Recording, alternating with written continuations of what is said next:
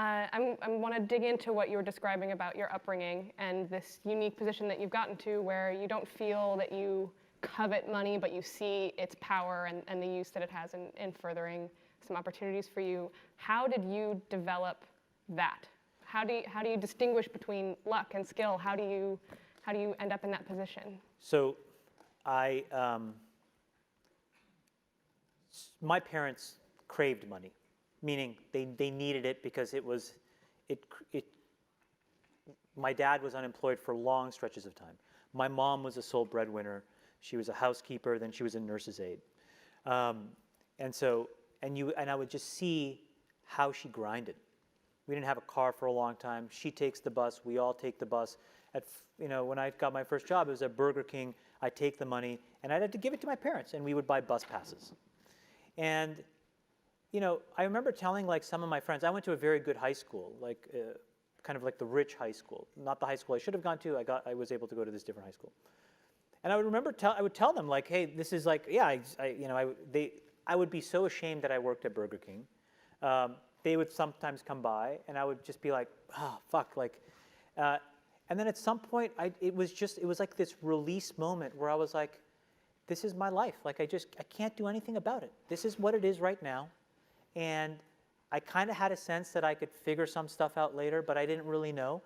And so I just accepted it. And then the minute I accepted it, I wasn't ashamed anymore. And then when I wasn't ashamed, I could start to actually be inside my head what really matters. So then what happened was there was these massive racial riots in Los Angeles. And not as if the fucking American government did anything about it, but the Canadian government was like, shit, let's get all these black and brown kids jobs. Because we don't want the Rodney King riots in Toronto and Ottawa and parts of Ontario. And so I was able to take all of my dad's rejection letters, call every single one, and one of them gave me a job. And I worked at this well-known telecommunications startup in Ottawa. Ottawa had a really burgeoning tech scene at the time. And I worked in this organization that was run by this really iconic guy, Terry Matthews. And he was a billionaire. And I was like, what the fuck is that word? I didn't even know fucking thousandaire. I was like, what is a billionaire? And this guy was risk on. And he was just so dynamic in the businesses he had started and how he viewed his place in the world. And I was enthralled. I was 9 degrees away from him. But the cult of personality around him in that business, the lore, when it trickles down to you, was not about, his conspicuous consumption or anything else. It was about, okay, we're launching this frame relay switch. Now we're going to buy this company. Okay, we're going to pivot the entire business to ATM. And you were just like, it was an amazing time. And so I took the bus to Newbridge.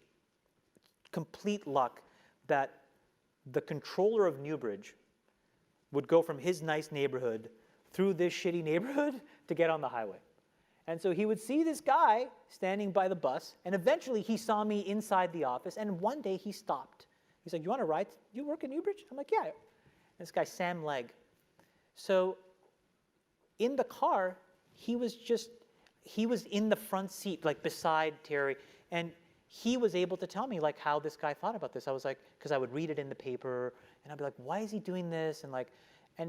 So it just completely rewired what money was. For Terry Matthews, money was an instrument of change, right? He had a market cap. He's like, wow, that's $8 billion of change, $10 billion of change, $15 billion of change. Versus there was another guy building a company at the time. His name was Michael Copeland, who ran a company called Corel, also a billionaire. And he was the exact opposite.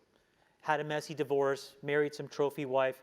He took this obscene, shiny glass from his building and covered his house in it. And so you had this dichotomy of two different characters at that time in the 90s building really interesting businesses. Corel, which was a reasonable business, Newbridge, which was a reasonable business. They were both very successful, but they manifested money so totally differently. And I was like, I want to be this guy. I want to be this mega compounder swashbuckling around trying to do really cool shit in the world. How do I do that? And Sam helped me because it was just like, you could understand from him what Terry cared about. And then for me, I just copied. I mean, a lot of my life, quite honestly, is just copying things that I see. There's not a lot of original thought here. It truly is not. I mean, we can all pretend we're all fucking geniuses. Honestly, be good copiers. Do you know what I'm saying? It's the best thing in the world. Like, be around high-functioning, high-quality people and just copy the shit that they do. Observe the shit that's, you know, kind of crappy, and then don't do that stuff. It's not a fucking complicated formula. When have you used that best? No, all the time. I mean, look, now, it's funny.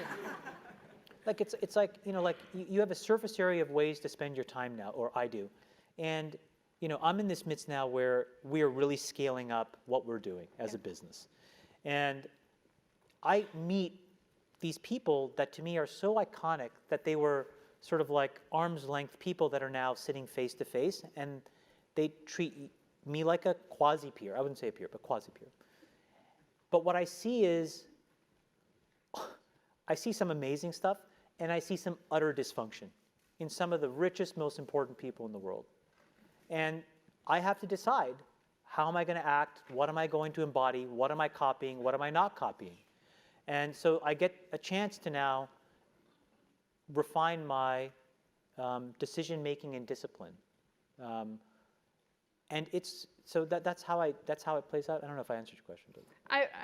I'm thinking very, there's a deep connection between money as an instrument of